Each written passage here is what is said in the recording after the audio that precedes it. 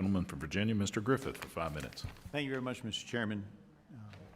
Chief Manger, let me pick up on a thread that Ms. Bice was asking about in her questions related to former Chief Pittman. Are you aware of the U.S. Capitol Police leave policy in Section 9, subsection C, which says as a basic condition of approval of leave without pay, there must be a reasonable assurance that the member or civilian employee will return to duty at the end of the approved period? I am aware of that. This was a negotiated separation agreement. So was that a decision that you made, or did somebody else make that decision to make that negotiated agreement? I signed off on the decision. Because you're responsible for the leave policy? I'm responsible for doing what's best for the department. What benefits does Ms. Pittman get for being on leave without pay?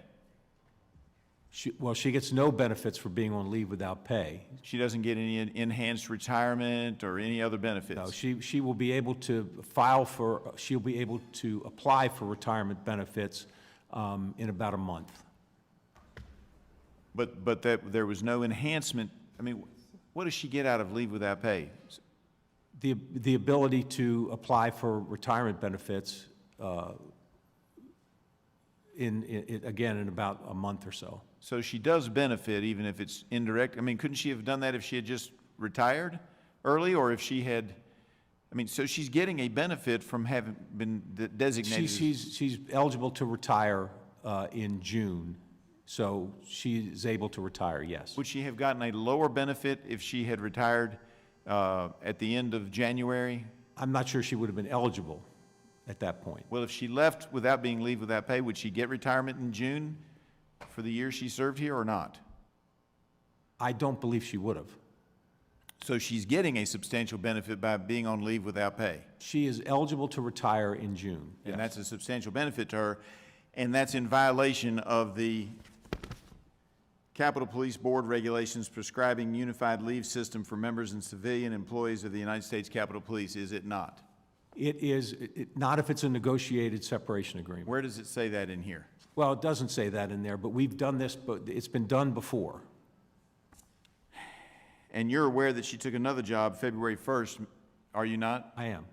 And if we could submit for the record an article dated December 5th, 2022, announcing that Ms. Pittman, Chief Pittman, is now the Chief of the UC Berkeley Police. Without objection. Thank you. Did anybody else participate in that negotiation?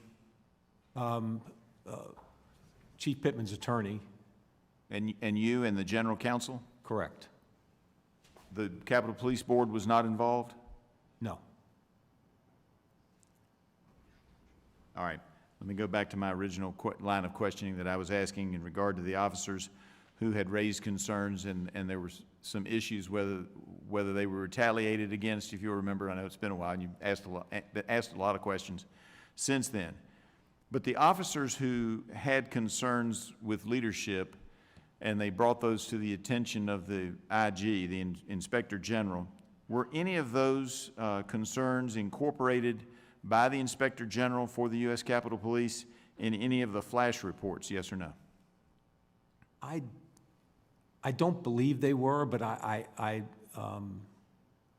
think they came afterward. And if I could just ask a clarifying question, when you say officers, are you talking about sworn police officers? You're talking about just because my impression was these are civilian employees. I'm talking about rank and file members of the United States Capitol Police. I'm sorry, I'm talking about rank and file members of the United States Capitol Police.